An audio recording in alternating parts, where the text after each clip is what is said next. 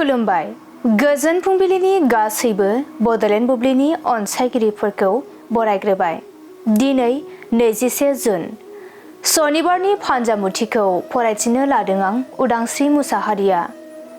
फान्जामुथिनि गिबियाव दं मेष राशि।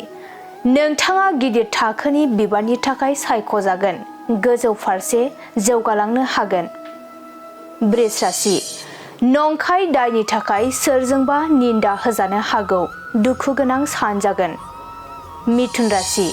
नखराव जानाय जेंना जेंसिफोरा जोबस्रांगोन, गोसोखौ जोबोरैनो सान्थि मोनगोन। कर्क राशि।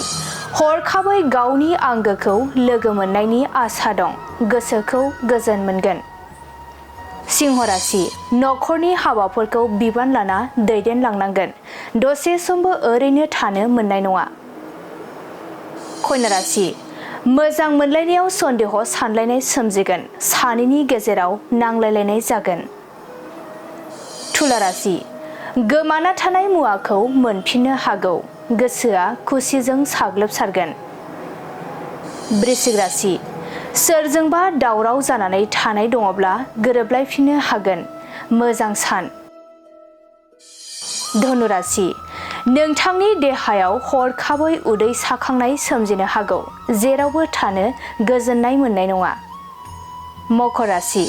साननाय बायदि मोनसेबो खामानियानो जाफुंनाय नङा, गावखौ सानना जोबोरैनो जिंगा सिबाय थागोन। कुम्भ राशि। देहायाव जानाय बेराम आजारफोरा जोबस्रांगोन, देहाखौ जोबोरैनो मोजां मोनगोन। मीन राशि। सिगाङाव जानाय सानाय सुनायफोरा जाखांफिननो हागौ, जानाय लोंनायाव सांग्रां जाना थानाया मोजां।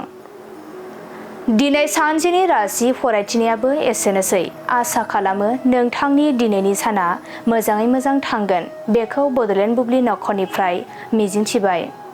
गोजोन्थों।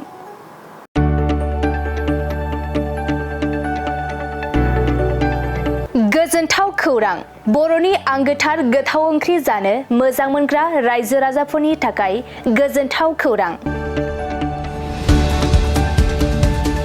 बर'नि आंगोथार ओंख्रि जानो मोजां मोनग्रा रायजो राजाफोरा बे गोदानै खुलिनाय लाइजौ हटेलाव हाबफैनो हागोन। जाखांफुहांनाय लाइमोन फालांगिरि गपेश बसुमतारिया अदालगुरिनि टंलायाव बेखेवदों बर'नि आंगोथार ओंख्रि मोनग्रा गंसे हटेल। अदालगुरि जिल्ला टंलानि मिउनिसिपाल बर्ड मावख'नि साखाथियाव गोदानै बर'नि गोग्गो जानाय आदारनि गंसे लाइजौ मुंनि हटेल बेखेवदों। अदालगुरि जिल्लानि सिङाव थानाय फालांगिरि नोगोर टंलायाव गोदानै खुलिनाय बे लाइजौ हटेलाव बर'नि दोरोङारि जाग्रा आदारजों लोगोसे गोबां जाग्रा आदारफोरबो मोननो हागोन। गोदानै बेखेवजानाय बे लाइजौ हटेलाव अमा बेदर, बोरमा, लकेल ना, साम', नारजि, अनला खारै, थास', मैथा आरो नाफाम आरो गोबां आइटेमफोरखौ मोननो हागोन। बेनिखायनो नोंथाङाबो अदालगुरि जिल्ला टंला लामाजों थांलाय फैलाय खालामोब्ला बे गोदानै खुलिजानाय लाइजौ हटेलाव हाबनानै बर'नि दोरोङारि गोथाव जाग्रा आदारफोरखौ जालांनो हागोन।